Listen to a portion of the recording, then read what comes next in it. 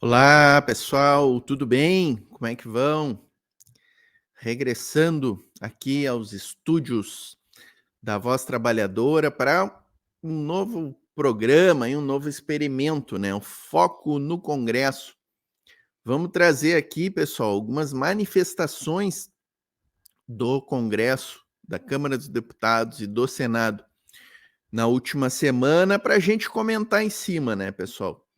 Os grandes temas do, da política nacional e até da geopolítica sempre passam ali pelo Congresso e a gente sempre tem ali algumas manifestações que são relevantes, né?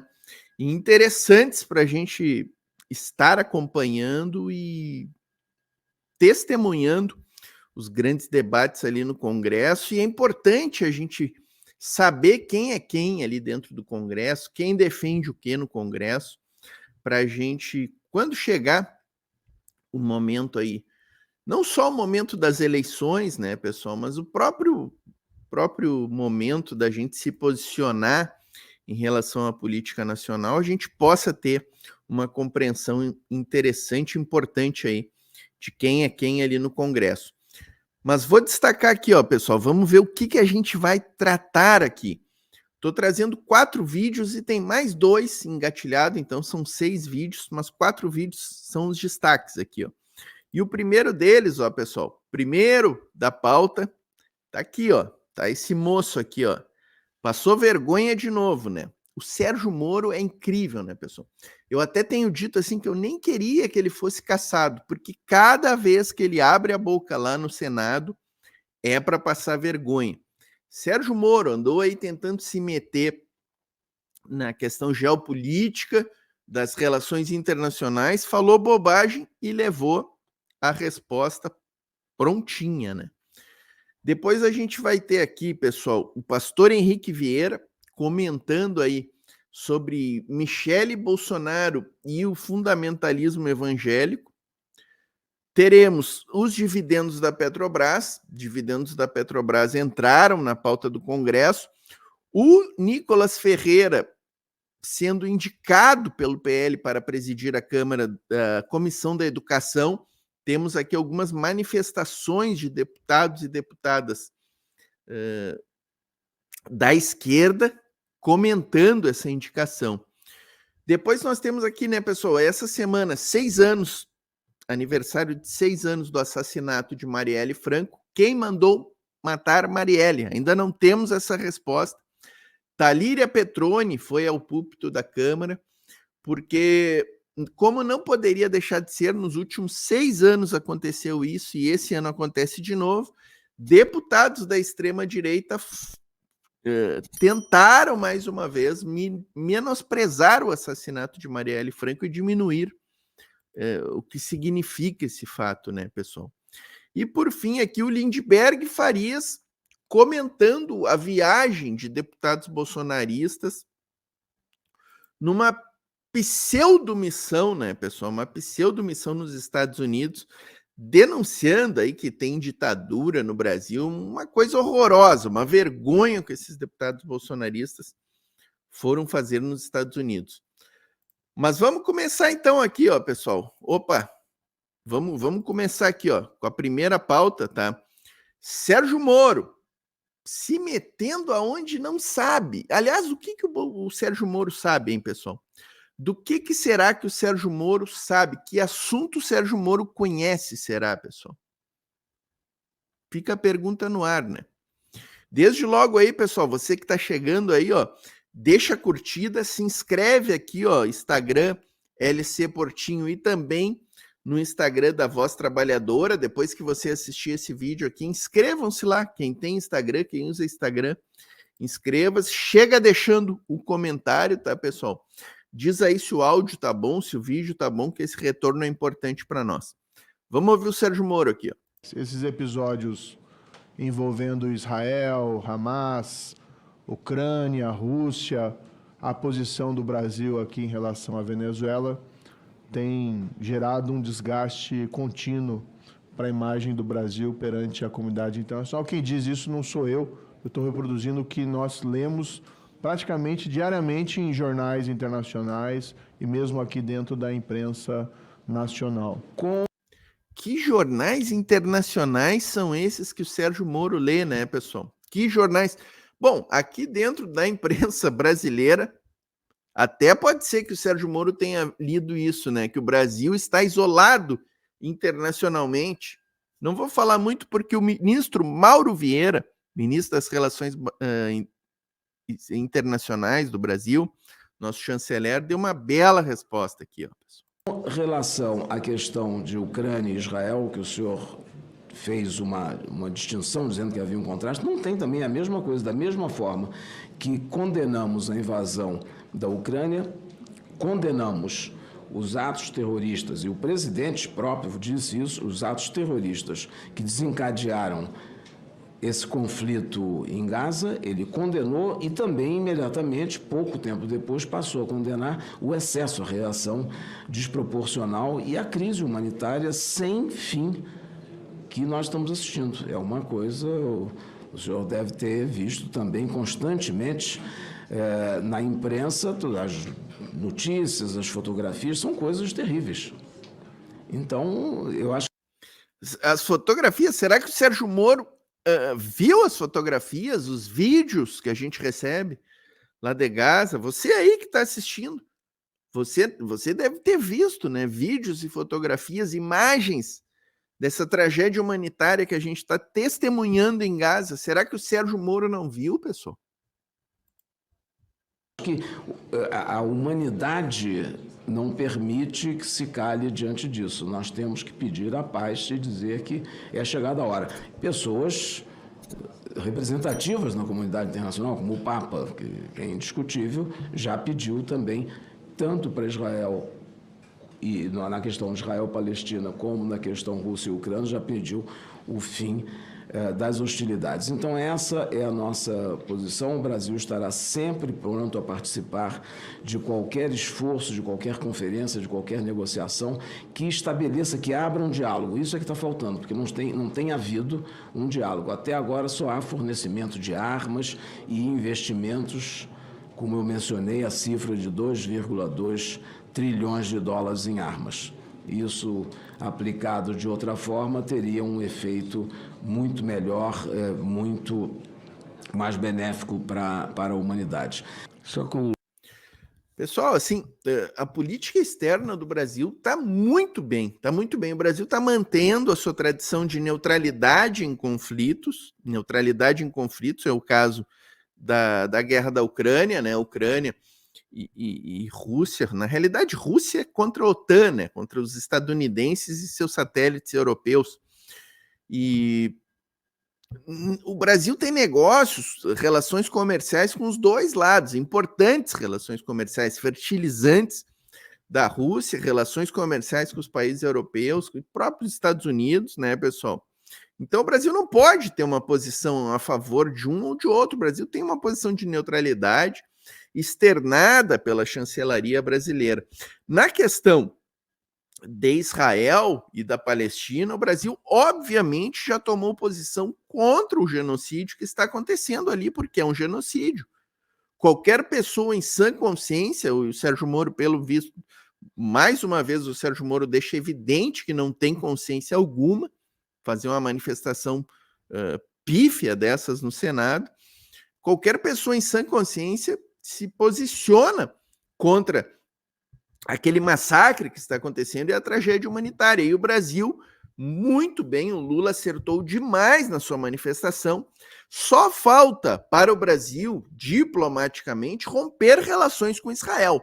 Era o que o Brasil já deveria ter feito, na mesma linha do que já fizeram, por exemplo, a Colômbia, a Bolívia, chamar o embaixador do Brasil em Israel de volta e romper relações. Falta isso. Essa semana mesmo eu vi que a FAB assinou um contrato, a FAB, Força Aérea Brasileira, né, Aeronáutica, assinou um contrato de 80 milhões para a compra de drones israelenses. Isso é muito preocupante, pessoal. Isso não pode acontecer. Este contrato, eu espero que os deputados da base governista, da esquerda, hajam no sentido de que esse contrato não seja definitivamente assinado, porque o Ministério da Defesa, né, o Múcio, que a gente tem tantas críticas, não pode assinar um contrato desse de 80 milhões ou mais, não sei o número certo, mas pelo que eu ouvi era 80 milhões, na compra de drones, armamentos israelenses. Isso precisa acabar, o Brasil precisa cessar todas as compras, especialmente de armas israelenses, e romper relações diplomáticas com Israel. Vamos seguir um pouquinho aqui, Jacques Wagner, vamos ver o que ele diz a respeito aí dessa questão e dessa fala infeliz de Moro, hein? Reflexão. No episódio Rússia-Ucrânia, nós fomos imediatamente declaramos a condenação à invasão. Pela condição nossa de busca do equilíbrio da paz, nem sempre é compreendido. Aí o governo brasileiro é acusado de estar do lado dos invasores, em tese, ou ter simpatia, como se fosse um crivo político ideológico. Quando agora, e de novo falo muita vontade por ser judeu e filho de famílias que sofreram na Segunda Guerra, agora, quando da mesma forma buscamos a paz e estamos defendendo as questões humanitárias obrigatórias, quando eu digo que uma criança palestina é tão valiosa quanto uma criança israelense, ou um idoso palestino é tão valioso quanto um idoso, aí nós somos taxados de que estamos a favor dos invadidos. Então, eu acho que a gente não pode usar o crivo da política, do crivo ideológico para ter uma posição. Se a posição é perene, ela é isso, ela é equidistante. Independente de qual é a natureza de quem invade, nós vamos sempre condenar aqueles que invadem território que já está previamente demarcado por cada país, pela história e pelas Nações Unidas. Então, eu queria só deixar o registro dos meus parabéns pela a tradição do nosso Itamaraty, a tradição de Rio Branco, ter voltado a respirar dentro do Itamaraty. Muito obrigado. Concedo a palavra. É importante o registro de Jacques Wagner do retorno do Rio Branco, né, da tradição do Barão de Rio Branco e do Itamaraty agindo nessa política, nessa linha que a gente falou ali, a favor da autodeterminação dos povos, da soberania territorial, que são princípios que estão encartados na nossa Constituição Federal, pessoal.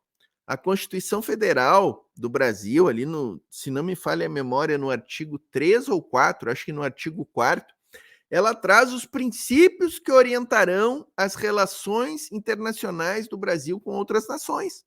Está ali na Constituição Federal.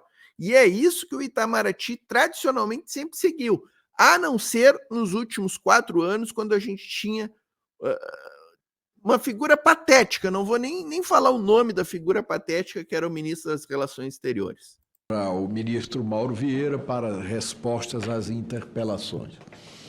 Com a palavra, Vossa Excelência. Muito obrigado, senhor presidente. Eu começaria, então, rapidamente.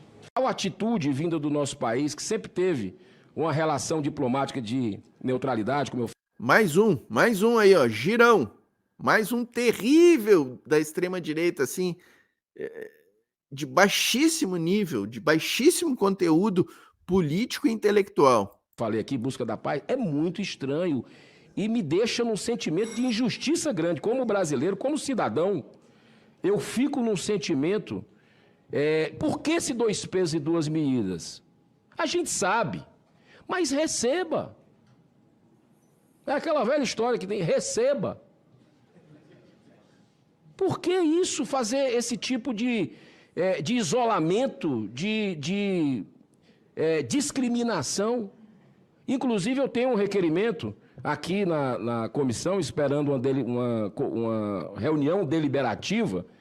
Entrei só para colocar esse requerimento, senador Renan Calheiros. Espero que a gente possa deixar claro o posicionamento dos colegas para receber o presidente Vladimir Zelensky, topa vir Meu Deus. aqui ao Senado Federal, já que o governo brasileiro não está ignorando a Ucrânia, mas Não há Vejam bem, um requerimento para que o Brasil receba um presidente neonazi. Neonazi. Zelensky é um neonazi. É disso que estamos falando. Zelensky reconheceu o batalhão de Azov, que é um batalhão neonazista, uma milícia neonazista, ele incorporou as Forças Armadas ucranianas. Só digo isso.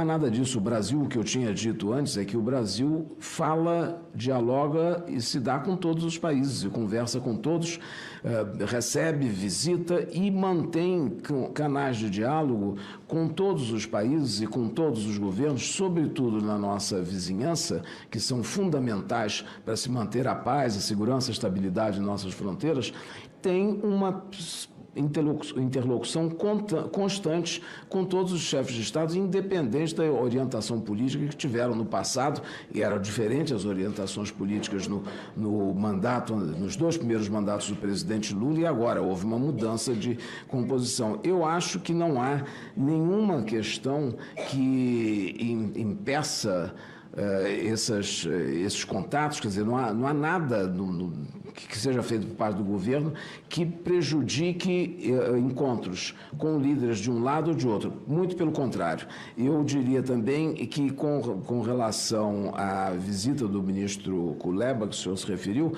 o presidente recebeu em Nova York o presidente da Ucrânia.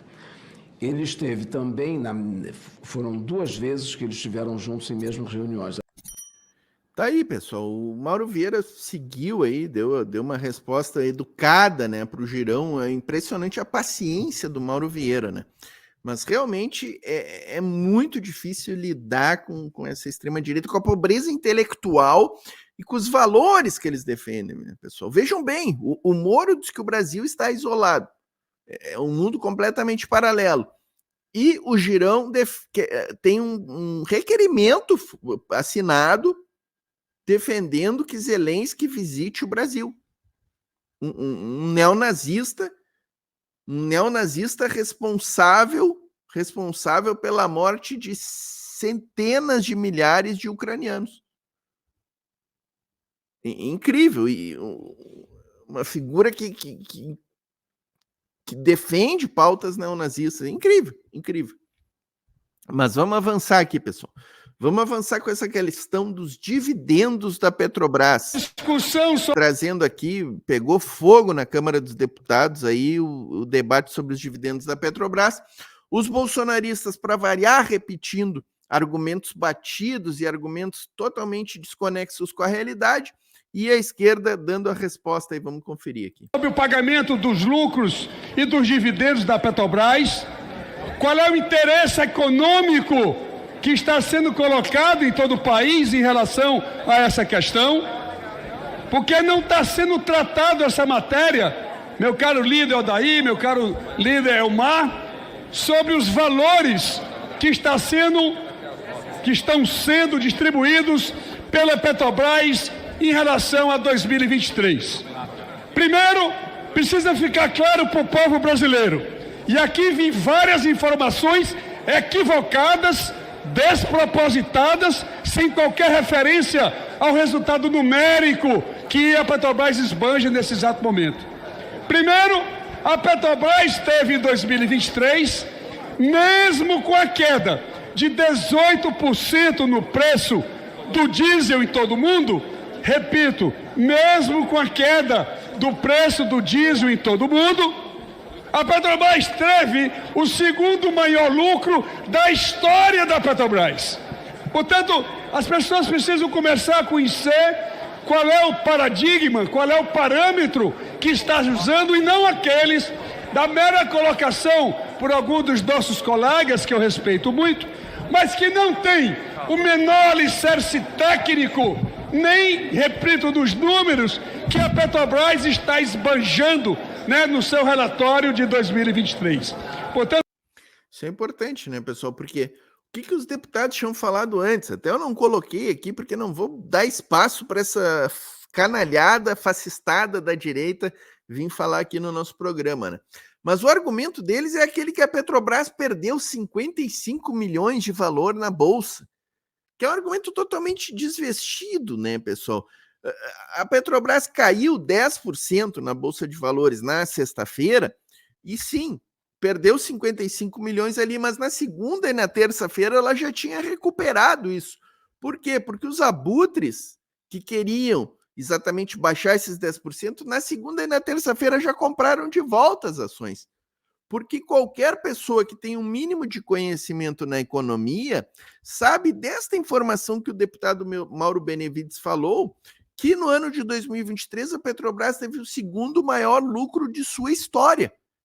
Mesmo com o mercado do diesel e dos combustíveis negativo, com os valores caindo, a petroleira Petrobras teve um segundo maior lucro da história. Então é isso, pessoal. Primeiro, segundo maior lucro da história da Petrobras.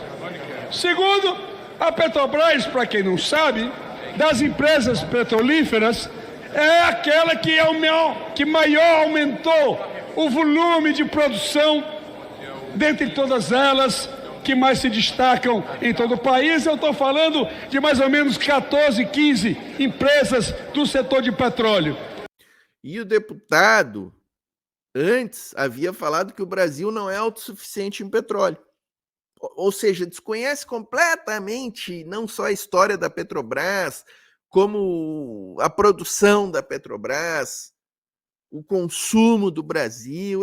Os deputados da extrema-direita, pessoal, só trabalham na mentira, em falsear a verdade. É a especialidade deles.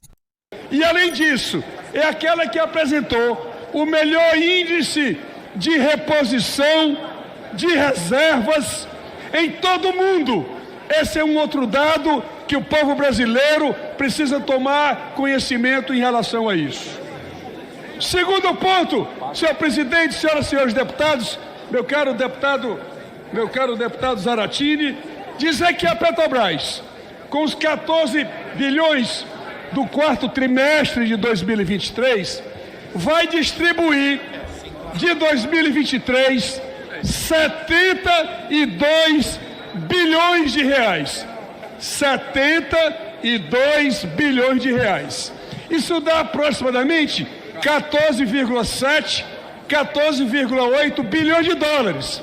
Eu estou fazendo já essa referência para que a gente possa comparar esses 14,7 ou 14,8 bilhões, comparar com as 20 empresas que mais distribuíram dividendos do mundo, para não ficar essa conversa pequena, que o rendimento é menor do que 2022, olha só, com 18% a menos do preço do petróleo, era natural que isso efetivamente acontecesse. Mas, comparando com as demais empresas do mundo inteiro, e eu estou aqui, senhoras e senhores deputados, com a relação das 20 maiores empresas do mundo que distribuíram dividendos em todo o mundo, portanto, e aqui vão elas: a Microsoft com 20 bilhões de dólares, a Apple e a ExxonMobil com 14,7, igual a Petrobras, a China Construction Bank com 12,9, portanto abaixo da Petrobras, a PetroChina, também petróleo e gás, 12,7, abaixo da Petrobras, a BHP, que é uma empresa da Austrália, né, de materiais básicos, 12,3, menor do que a Petrobras, a China Mobile, que é uma empresa de comunicação e mídia da China, a Johnson & Johnson, do mundo inteiro, cuidados com a saúde, que é a sua praia, 11,9%, abaixo da Petrobras, de 14,7 bilhões. Você tem o banco JP Morgan, ou seja, o JP Morgan, que é do setor financeiro, o banco, 11,81 bilhões de dólares, abaixo da Petrobras. A Maersk, né, de containers do mundo inteiro, da Dinamarca, 11,73 bilhões de dólares, abaixo da Petrobras. Tá aí, pessoal. Nesse ponto, o deputado está aí dando como um argumento positivo, né? Que nessa discussão rasteira aí, É sim, a Petrobras distribui mais dividendos que a Microsoft, que o JP Morgan, que a Maersk, que a Petrolífera da China, para jogar na cara dos bolsonaristas. Mas eu acho extremamente negativo, pessoal, extremamente preocupante que a Petrobras ainda esteja distribuindo 70 bilhões para acionistas, pessoal. Já gravei alguns vídeos aqui no canal, quero insistir nisso que eu tenho falado aqui. Estou junto com figuras como Roberto Requião, como Nildo Ourix, como Jones Manuel, que defendem uma Petrobras reestatizada. Reestatizada, esse deve ser o nosso discurso da esquerda. Morte aos acionistas, morte aos acionistas. Pessoal, calma, não estou querendo a morte de ninguém, tá? Não é a morte literal, não é pegar uma arma e ir lá e matar todos os acionistas da Petrobras. É acabar com eles. A Petrobras não tem que ter acionistas, pessoal, ela tem que ser estatal, 100% pública. O acionista da Petrobras tem que ser o povo brasileiro. A Petrobras tem que ser uma companhia 100% brasileira, que 100% do seu lucro seja investido no desenvolvimento econômico e social do Brasil, na geração de empregos, no investimento em novas tecnologias, em parques eólicos e de energias renováveis, na construção e investimentos e reformas de refinarias de combustível. Hoje o Brasil, por exemplo, não refina o seu diesel, a gente importa diesel. Temos que ter refinarias para fazer o diesel aqui dentro do Brasil. 70 milhões. Pessoal, por que o Brasil, a Petrobras precisa ser privada? Para trazer investimentos, para atrair investimentos, mas se nós estamos pagando 70 e tantos bilhões em dividendos, pessoal, esses 70 bilhões são mais do que suficientes para os investimentos, são mais do que investimentos que a gente pega de grandes fundos de investimento. Então, este argumento de que a Petrobras tem que ser uma sociedade anônima, tem que ter ações em bolsas, para captar investimentos é uma falácia, porque na realidade o fato da Petrobras ser uma empresa privada só causa prejuízos ao investimento na companhia, porque a gente está pagando 45% dos lucros em dividendos, e aqui é bom a gente frisar que mesmo em se admitindo o fato da Petrobras ser uma SA, ser uma empresa de economia mista, no caso, com ações em bolsa, pela lei das SAs, a gente pode pagar um mínimo de 25%. Então, vamos reduzir urgentemente de 45%, que é o que a gente está pagando, para 25%. A começar por aí. Mas eu acho que lá no horizonte, a gente tem que ter uma Petrobras 100% pública e reestatizada. Esse tem que ser o norte da esquerda de um governo popular, pessoal. Tá? Deixa eu tirar aqui o senador Mauro Benevides, agradecer esse discurso aí desse vídeo da Câmara dos Deputados. Certo, pessoal? Nesse tema, eu acho que é sempre bom a gente reafirmar e sempre bom a gente trazer esse tema dos dividendos. Nicolas Ferreira, pessoal, próxima pauta aí, terceira pauta. Já vou pedir aqui no começo, para vocês chegarem deixando a curtida aí, deixem a curtida, digam se o meu áudio tá bom aí, pessoal, sempre é bom a gente saber, né, se o áudio tá bom, se a imagem tá boa, tá? A gente sempre vai tentando melhorar, né, aqui os estúdios da Voz Trabalhadora. Quem não está inscrito no canal, se inscreva, ativa o sininho, importante, né, pessoal? Nicolas Ferreira, vamos trazer o vídeo aqui, ó. Nicolas Ferreira foi indicado pelo PL. Não sei se o PL queria realmente apatifar de uma vez por todas, né? Eu acho que o PL tomou essa decisão, né? Vamos apatifar de vez a discussão política, vamos baixar do nível rasteiro, tá? O nível tá rasteiro, vamos cavar um pouco para o debate ficar mais baixo ainda no nível parlamentar e vamos indicar Nicolas Ferreira para presidir a Comissão de Educação da Câmara dos Deputados, pessoal. Tá aqui, ó. Vamos trazer esse vídeo aqui. Inicia aí. Até vou cortar o som, vou deixar ele falando aqui, Porque aqui a gente não dá palco para fascista, tá, pessoal? Aqui no canal a gente tem esta política de não dar palco para fascista.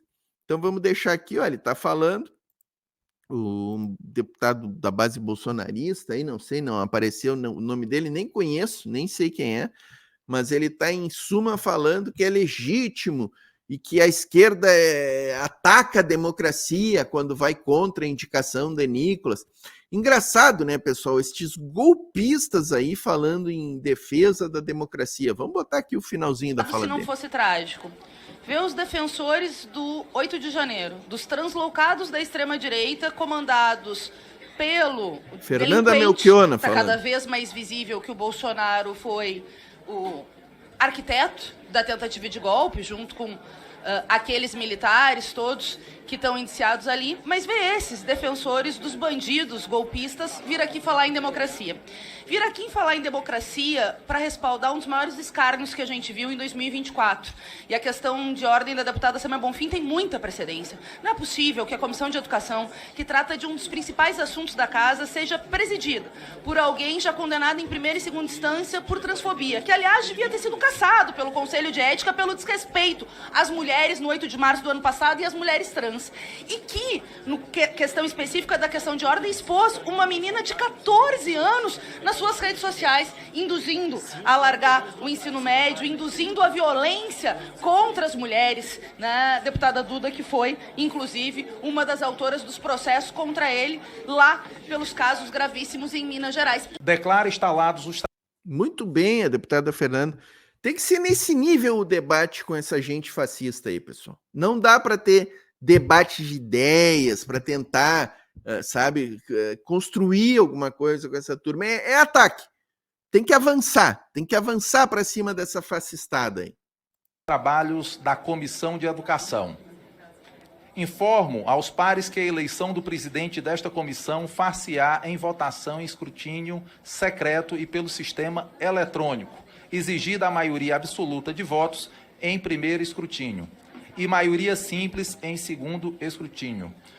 Presidente, eu tenho uma questão de ordem com base no artigo 244 do Regimento Interno e também com base na decisão do Supremo Tribunal Federal da ADO 26, com o mandado de injunção 4733. O deputado Nicolas Ferreira é réu, está com processos na instância do Tribunal de Justiça de Minas Gerais em função de um vídeo que ele gravou de uma estudante de 14 anos que estava utilizando o banheiro.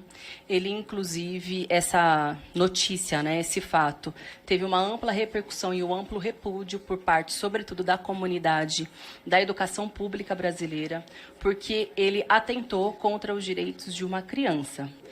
Inclusive ferindo o ECA e, acima de tudo, atentando contra o direito à educação e o direito ao uso do nome social e também do banheiro, de acordo com a identidade de gênero. E também, o senhor Nicolas Ferreira foi condenado em segunda instância a partir de uma ação movida pela atual deputada, na época candidata a prefeita, Duda Salabert, porque ele também foi transfóbico com ela, dizendo, abre aspas, que a deputada seria um homem, fecha aspas.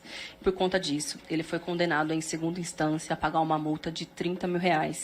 Presidente, com base na decisão do Supremo e também com base no nosso regimento interno, é inconcebível que um sujeito que não tem uma postura ilibada, que não tem condição de fazer jus ao mandato de deputado federal, e de um sujeito que, inclusive, cometeu crimes contra uma criança, sobretudo dentro de um espaço educacional, que foi uma escola em Minas Gerais, não é concebível que ele possa ser candidato a presidente da Comissão de Educação, principalmente no ano em que a gente tem discussões que são fundamentais para a educação pública brasileira, como, por exemplo, a garantia do piso, do pagamento do piso dos nossos educadores Brasil afora, ou então a discussão sobre o Plano Nacional de Educação, ou então renovação das cotas do SISU. São muitos os desafios na educação pública brasileira, portanto, de acordo com o artigo que eu mencionei e também com a decisão do Supremo Tribunal Federal, nós contestamos a indicação do senhor Nicolas Ferreira como candidato a presidente da Comissão de Educação. A nossa sorte, pessoal, deixa eu até ampliar aqui. A nossa sorte é que este ano legislativo será muito curto, né, pessoal? Nós já estamos quase aí no mês de abril. Ali, julho já tem um recesso do meio de ano, né? Agosto já começarão as campanhas eleitorais, já, né? Os próprios deputados já estarão mais na sua base do que no Congresso. Então, é um ano que, assim, do ponto de vista parlamentar, reservará muito pouca atividade e para nossa sorte, né? Para nossa sorte, porque o Nicolas Ferreira não terá tempo de desestruturar nada e de destruir nada no campo da educação, pessoal. Deputado Moses, eu quero fazer uma ponderação com Vossa Excelência para que a gente não faça a eleição no dia de hoje. E explico por quê. O deputado que candidata agora, Nicolas Ferreira, à presidência, está de licença na casa, está de licença paternidade. Quero até felicitá-lo pelo nascimento da filha. Mas ele está de licença, não está aqui neste momento. Esta comissão, como disse a deputada Sâmia, é uma comissão muito importante. E nós queremos ter, com quem for eleito presidente, um compromisso do que será a pauta desta comissão. Isso para a gente é fundamental. Nós não podemos transformar. Importantíssimo, né? Seria fundamental que o candidato a presidente estivesse lá na comissão para expor quais são as suas pautas, as suas assim, propostas para a área da educação, né? Muito bem colocado pelo Rogério Corrêa. A comissão num ringue onde apenas projetos que têm um determinado vínculo ideológico estejam na pauta. Isso é fundamental escutar do presidente, se nós teremos aqui um processo de escolha democrática dos projetos, como fez Vossa Excelência, onde nós tínhamos vários projetos que eram debatidos de partidos diferentes, etc. Não tenho a menor segurança que isso acontecerá com o deputado Nicolas, e digo por quê. A pauta dele é, em primeiro lugar, uma pauta que coloca questões referentes à transfobia na ordem do dia. O deputado chegou a colocar uma peruca no Dia das Mulheres, numa ofensa evidente a quem hoje faz a sua orientação pela transfobia ou pelo movimento LGBTQIA+, em processos, inclusive, que estão em Minas Gerais. Essa é uma pauta que lhe é peculiar sobre a questão de gênero. A outra pauta que ele coloca é a questão da não vacina. Outro dia, junto com o governador de Minas Gerais, foi comemorar que não é obrigatório vacina para criança. E nós teremos que voltar à Idade Média para saber se vacina deve ir na escola ou não. É outra pauta de preferência do deputado. Muito bem lembrado essa pauta da antivacina para as crianças em escolas públicas, né? Que o Nicolas chegou a fazer um vídeo com o governador Zema lá em Minas Gerais. A outra que ele vive colocando, e foi autor de projeto disso na Câmara de Belo Horizonte, é escola sem partido. Esta ilegal, tem ilegalidade já no Supremo Tribunal Federal, que você não pode transformar a escola num modelo ideológico, seja lá de que ideologia for, muito menos de ultradireita. A outra pauta dele é a escola cívico-militar. Então nós transformaremos, se forem essas as únicas pautas aqui, numa não comissão de educação, mas numa degladiação quase que de guerra e de retrocesso, onde a gente conhece o deputado também pelos seus adjetivos que gosta de usar contra o presidente da República, que são de baixo nível, e a gente vê isso constantemente. Então, não sei qual a pauta que teremos aqui. Só essa será uma pauta. Como vamos discutir aqui o Plano Nacional de Educação, o piso da educação, o ensino médio, o pé de meia, que é a bolsa e a poupança escola, fundamentais para acabar com a evasão escolar, a escola de tempo integral, para que nossos jovens... 30 segundos. 10 segundos. 10 segundos. A escola de tempo integral, a educação infantil, creche, pré-escola para todos. Eu não sei se isso estará na pauta. Com o deputado até hoje não houve acordo que possibilitasse isso. Então, como eleger um presidente se nós não sabemos... E aqui termino mesmo. Não sabemos ter um acordo. A prevalecer isso, evidentemente, não poderei votar num presidente, dando a ele um cheque em branco para não colocar as pautas mais importantes na ordem do dia. O pessoal, o PL nitidamente está querendo apatifar a questão da educação, né? E aí eu queria que um deputado da base governista, da esquerda, perguntasse ali na sessão o que Nicolas Ferreira já fez na sua história pela educação. Já trabalhou em alguma luta de estudantes aí em prol da educação pública, da qualidade da educação. O que o Nicolas Ferreira, como parlamentar, no seu primeiro ano de parlamento, o que apresentou em prol da educação e em defesa da juventude brasileira? Dizer que o PDT vai votar contrário à indicação do Nicolas Ferreira à presidência dessa comissão por diversos motivos. Primeiro, por entender que o Nicolas não deveria estar pleiteando a presidência da comissão, porque ele pode ser preso a qualquer momento, porque além de ter sido condenado por transfobia na esfera civil, o processo na esfera criminal está avançando também. Então, o que nós estamos discutindo... Opa, olha aí. Boa. Aqui nessa comissão é colocar na presidência um parlamentar que vai ser julgado na esfera criminal por transfobia, que expôs também uma adolescente na escola, sempre teve uma posição contrária à educação, porque, como bem disse o deputado Rogério, a questão em relação à vacinação e outros debates que são caros, que nós deveríamos aprofundar, o Nicolas vai justamente alijar esse debate e trazer questões aqui da Idade Média. Por isso nós postamos contrária e sabemos que essa comissão sempre foi marcada pelo bom tom, pelo consenso. Então nós estamos rebaixando essa comissão. Não, o PL rebaixou completamente a Comissão de Educação, pessoal, tá aí. Achei que era importante trazer para vocês essas manifestações aí, essa notícia extremamente negativa.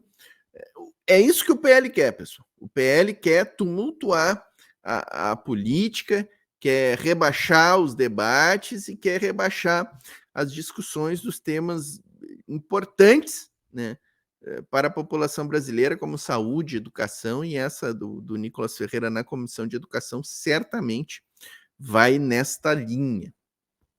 Vamos avançar aqui, ó, pessoal. Próxima pauta aqui, ó. Deputada Talíria Peroni, na Câmara dos Deputados, aí rebatendo ataques fascistas a Marielle Franco na semana que completou 6 anos do assassinato de Marielle Franco e 6 anos sem a resposta àquela pergunta, que é a grande pergunta que se faz no Brasil nos últimos 6 anos. Quem mandou matar Marielle? Certo, pessoal? Vou pedir para vocês que estão chegando aí, ó. Deixa eu dar uma ampliada aqui. Quem está chegando, deixa aqui, ó. Chega deixando a curtida, certo, pessoal? Fazendo aquele pacote, inscreva-se, ativa o sininho para as notificações, né?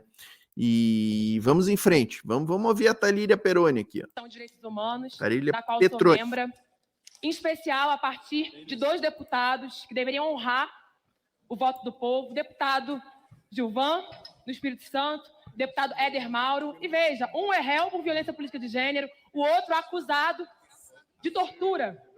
Estou falando isso porque aquela comissão é uma comissão que deveria defender os direitos humanos e tiveram a pachorra de desonrar o nome de Marielle Franco. Amanhã... Veja só, né, pessoal? Na Comissão de Direitos Humanos, um dos integrantes do PL é réu em processo por apologia à tortura. Não precisa falar mais nada, né, pessoal? Completam 6 anos da execução política de Marielle Franco, uma vereadora eleita a 5ª mais votada de uma capital brasileira, que honrou o seu mandato em defesa do povo, que tinha coragem de enfrentar a violência contra a favela, que tinha coragem de dizer que as pessoas podem amar quem quiserem, que usou a tribuna para enfrentar a fome, para enfrentar o desemprego, porque usou do seu mandato para enfrentar a milícia, que infelizmente domina muitos dos territórios do Rio de Janeiro. Amanhã completam 6 anos de uma fratura na democracia brasileira, senhores e senhoras. Não há democracia conclusa no Brasil quando o Estado brasileiro não devolver para o povo a resposta de quem mandou matar Marielle. E enquanto isso não ocorrer, nós seguiremos usando essa tribuna para lutar por justiça por Marielle e Anderson. E não adianta deputado gritar, bater na mesa, constranger, intimidar para nos calar, chamar Marielle de bandida. Bandidos são aqueles que usam a tribuna para enfrentar a Constituição. Porque quando, aliás, dizem que aqueles que cometem crimes têm que ser assassinados num Brasil que não tem pena de morte, estes, sim, estão cometendo uma ilegalidade porque a nossa lei não prevê isso.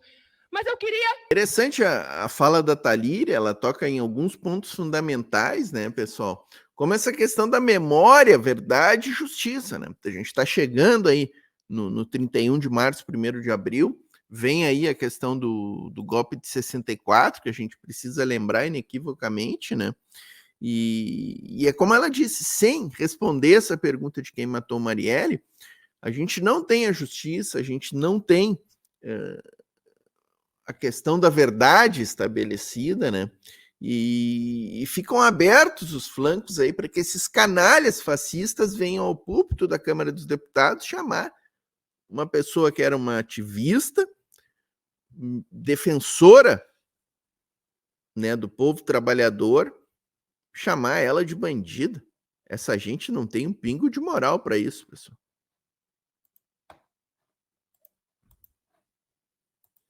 De Marielle.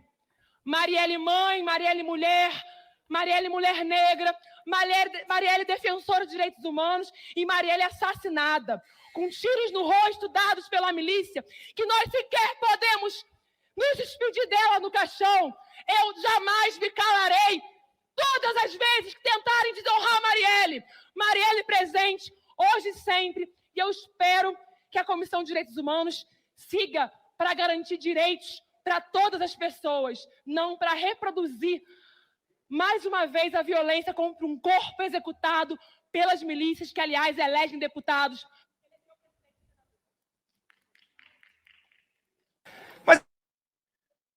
Estamos cortando o áudio desse fascistinha aqui, certo, pessoal? Esse fascistinha aqui, esse fascistinha é um dos que tentou, mais uma vez, menosprezar aí não só a Marielle, como toda a luta aí dos movimentos sociais, né?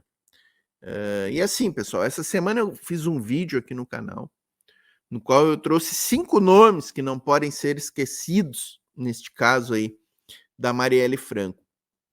O vídeo está arquivado aqui no canal, mas em resumo eu falei do Rony Lessa, né, que já está aí consagrado pelas investigações, foi quem apertou o gatilho, né? Ele era um dos 2 que estavam no carro e apertou o gatilho.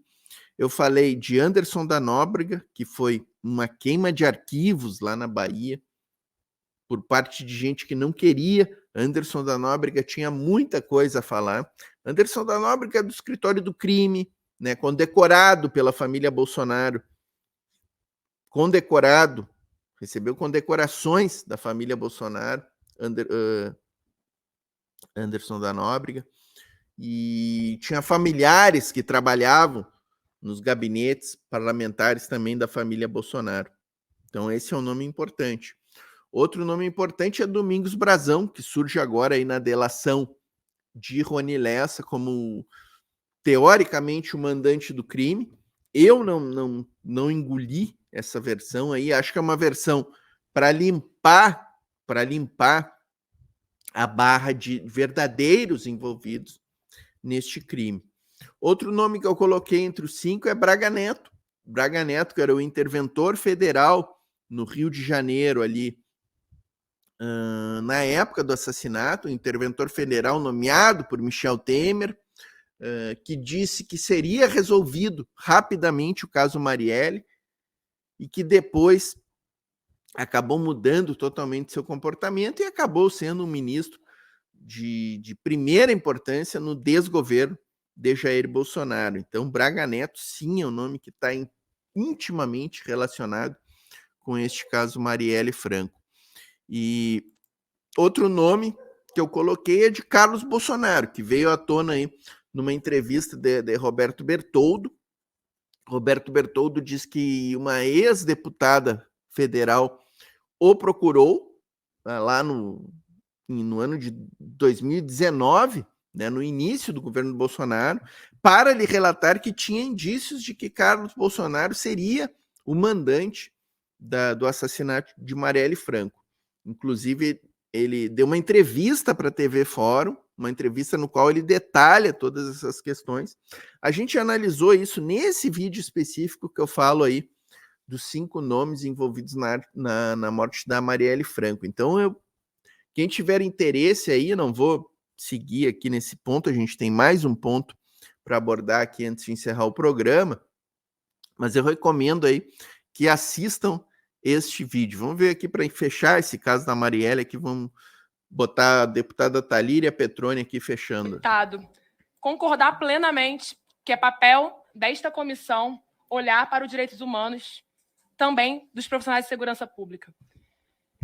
Quando o senhor traz o tema do suicídio, que é um tema que atinge de forma muito dura os agentes de segurança pública, isso nos faz refletir, inclusive, sobre o atual modelo de segurança pública, porque os policiais, que muitas vezes não têm direitos trabalhistas, não são compreendidos como trabalhadores, eles, muitas vezes, não suportam o que é estar, inclusive, sendo o braço armado do Estado ali na ponta, numa lógica que eles são colocados para matar ou morrer. Isso é adoecedor. A gente precisa, nos estados, pelo menos no que se refere às polícias militares, nos estados garantir, inclusive, que a gente tenha plano de cargos e salários para esses trabalhadores. Então, e obviamente que nem sempre discutir segurança pública é defender os policiais. Este modelo de segurança pública ele não está a serviço dos policiais. A gente precisa pensar outra alternativa de modelo de segurança pública. Não dá para a gente ter como segunda causa no Brasil de morte intencional de crianças de 0 a 17 anos a intervenção policial. Não dá para a gente ter números, mais de 6.400 mortes em 2022 no Brasil por intervenção policial. Não dá. Esses mesmos policiais que não estão suportando viver nesse sistema. Tá aí, portanto, pessoal, fechando esta pauta aí. Vamos pular para a última pauta, pessoal, que traz aqui o deputado Pastor Henrique Vieira numa contenda aí com esta figura nefasta que está aqui do lado. Ó. Eu tirar o som, que eu não vou dar espaço para esse tipo de gente falar aqui no canal. Essa pessoa não vai falar aqui no canal. Então, mas o Pastor Henrique Vieira, ele analisou aí... Quero falar um pouco sobre o significado. Pastor Henrique Vieira vai analisar um pouco do discurso da Michelle Bolsonaro lá na Avenida Paulista, falando de religião e política, e da questão do fundamentalismo evangélico, aí, o mal que vem fazendo a política brasileira. Do discurso de Michelle Bolsonaro lá na Paulista. A relação entre fé e política, sem dúvida, é um tema central para as democracias no nosso tempo histórico. Eu acho muito grave o que está acontecendo. Por trás do discurso aparentemente piedoso e devocional da ex-primeira-dama, Ivan, tem algo muito perigoso e violento. A imposição de valores à sociedade brasileira de uma forma de religião. Portanto, a sociedade brasileira é plural. Tem diferentes religiões, credos, pessoas que não têm uma confissão religiosa. E qual é a ideia desse grupo? Impor ao Estado, impor ao Congresso, impor à sociedade, isso só pode ser violento, uma forma de pensar a religião. E um ano de mandato aqui eu vi de tudo.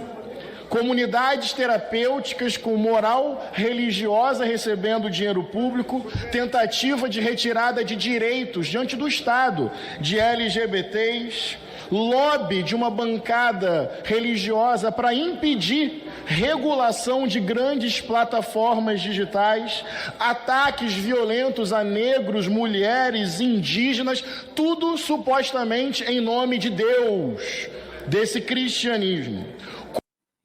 Perfeito, muito bom. O pastor Henrique Vieira vem fazendo um trabalho muito bom, né, de enfrentamento a esse fundamentalismo neopentecostal aí, e vem prestando um serviço importante nessa batalha. Qual é o argumento de fundo desse grupo? O Brasil é um país cristão. Essa é a fala. E qual é o outro argumento de fundo? É preciso combater o mal. Sempre eles querem destruir o Brasil. E eu quero fazer um alerta. É papel do meu mandato. Essa moral religiosa é fascista, é violenta, é autoritária, é antidemocrática. Já se matou muito na história em nome de Deus. Devoção e fuzil, devoção e chicote, devoção e barbárie, genocídio, supostamente em nome de Deus. E a Michele Bolsonaro assumiu esse projeto naquele seu discurso na Paulista. Qual é o alerta que eu quero fazer, querido Chico Alencar, inclusive companheiro de fé no Jesus de Nazaré? Trata-se de uma tentativa de capturar o Estado e as instituições democráticas para benefício de uma forma de religião e impor, por meio das leis e da força do Estado, essa forma de religião à sociedade brasileira. Então, quem não for cristão do jeito que eles são, é herege. Como se todo evangélico fosse um Feliciano, como se todo evangélico fosse um Malafaia, como se todo evangélico fosse um Edir Macedo. Eles tentam falar em nome do cristianismo. Então, quem não crê do jeito que eles creem, com certeza é um herege. Mas não só, a sociedade brasileira é plural. Quem não crê do jeito que eles creem é herege, e quem não é cristão é um subcidadão. Não tem os direitos garantidos diante do Estado. Que contraria totalmente a Constituição brasileira, né? Esse discurso que é feito por essa base evangélica aí e por essa turma de seguidores que eles têm, né? Desde logo deixar bem claro que aqui a gente não está demonizando o povo que é evangélico. Tem muita gente boa, o fiel ali da igreja evangélica. A gente está enfrentando esses pastores picaretas que se utilizam da fé e se utilizam da religião para fazer política. O que é, como eu disse, contrário, inclusive, à Constituição brasileira, que prevê o Estado laico e a não influência da religião em política. Eles são incapazes de respeitar, reconhecer e valorizar a diversidade. É uma fé que nada tem a ver com amor ao próximo, compaixão, solidariedade, capacidade de escuta, sofrer com quem está sofrendo, nada disso. É uma fé mobilizada pelo ódio, pelo domínio, um certo nojo a quem pensa, crê e vive de forma diferente. Se esse grupo concretizar o seu projeto, eles vão querer eliminar todas as formas de orar, de rezar, de amar, de ler a Bíblia, o Alcorão, a Torá, de ler as estrelas, as ondas do mar, o batuque, as danças, porque não cabe. Eles odeiam quem pensa diferente. Eles odeiam quem crê diferente. Eles destilam ódio numa roupagem devocional e acham que falam em nome de todos os evangélicos. Como se todo evangélico eleitor de Bolsonaro necessariamente fosse um fascista, como esse grupo é. E não é assim que funciona. E tem também os 30% de evangélicos que sequer votaram em Bolsonaro. Mas não, eles acham que falam em nome da igreja, de Deus, de Jesus, mas não apresentam a procuração em nenhum momento. Perfeito, excelente discurso, né? Ao trazer as outras religiões e dizer que eles odeiam a diversidade. E, em suma, eles odeiam o Estado laico e eles pregam contra a Constituição. Vou insistir nesse ponto. E assim, que bom que o pastor Henrique tem esse caderninho, né? Este caderninho do pastor aí tem muita coisa boa anotada. São pessoas que não conseguem, Tarcísio, suportar a ideia de que outras pessoas podem existir sendo diferentes delas. Eles não suportam quem crê diferente, não suportam quem pensa diferente. E mais, eles querem que o Estado brasileiro, que deveria contemplar a pluralidade, seja tomado pela forma que eles têm de pensar a fé. Deus acima de tudo, que é uma expressão que poderia ser muito bonita e piedosa, se torna uma coisa fascista. Porque é o Deus deles, do jeito deles, a imagem e semelhança deles, a Bíblia do jeito que eles leem. E quem pensa diferente, olha, Michele Bolsonaro com lágrimas, com devoção, pode estimular uma cultura de ódio. Muitas pessoas já mataram em nome de Deus. Aliás, Jesus foi assassinado por pessoas que achavam que estavam fazendo a vontade de Deus. Cuidado. Simples. É isso, pessoal. Não vai falar aqui, tá, o pastor Feliciano? Aqui tu não tem direito de fala nenhum. Não terás fala aqui. Facho pilantra, explorador da fé alheia. Pastor Henrique Vieira deu uma grande fala, abordou pontos importantíssimos. E é interessante ver, pessoal, como está mudando o comportamento desta extrema-direita em relação ao pastor Henrique Vieira. O pastor Henrique Vieira, durante o ano de 2023, ele fazia suas falas e geralmente não tinha contestação. Deixa o pastor Henrique Vieira falar, não vamos. Só que agora não. Agora eles estão tentando fazer o debate com o pastor Henrique Vieira, estão vindo para o enfrentamento. Como neste caso aqui, desse pastor aqui, Feliciano, vindo ao debate, aqui no canal não vai ter. Aqui no canal não vai ter fala. Certo, pessoal? Achei que era interessante, sempre é bom a gente trazer aí essas falas aí do pastor Henrique Vieira, que anda falando coisas muito boas, envolvendo aí política e religião, essa necessidade da gente defender o pluralismo e defender o Estado laico, que está lá, grifado lá na nossa Constituição. Certo, pessoal? É isso, vamos encerrando por aqui. Pedir para você aí, não chega, já está no final, né? Mas quem chegou até aqui, tenho certeza que vai deixar a sua curtida aí. Inscreva-se aí, aqui no canal no YouTube, no Instagram, né, pessoal? No Instagram da Voz Trabalhadora, no meu também, tá aqui o meu Instagram, tá ficando aqui. Instagram LC Portim, para quem tiver ter um canal direto comigo aí. Quem puder, pessoal, chega deixando aquele Pix querido aqui para o canal, vai ajudar bastante também. A gente está tentando aí fazer um fundo de financiamento para o canal ir adiante, né? Trazer novas pessoas, criar novos programas, contratar gente que possa fazer aí os bastidores e dar uma qualidade maior para os vídeos aqui do canal. Então, quem tiver condições aí, toda contribuição é bem-vinda. Espero que tenham gostado aí da primeira edição no Foco no Congresso. Quero ver muito comentário aqui no chat, tá, pessoal? No chat da estreia, quando a gente publicar o canal, e aqui no espaço de comentários aqui embaixo, tá? Tá liberado para vocês. Deixem seus comentários aí. Digam se gostaram do vídeo, se querem que a gente continue com o programa aí, que a sua opinião é muito importante para nós. Valeu, pessoal, é isso aí. Até a próxima semana aí. Voltaremos na próxima semana trazendo os destaques do Congresso da Câmara dos Deputados e do Senado Federal. Tchau!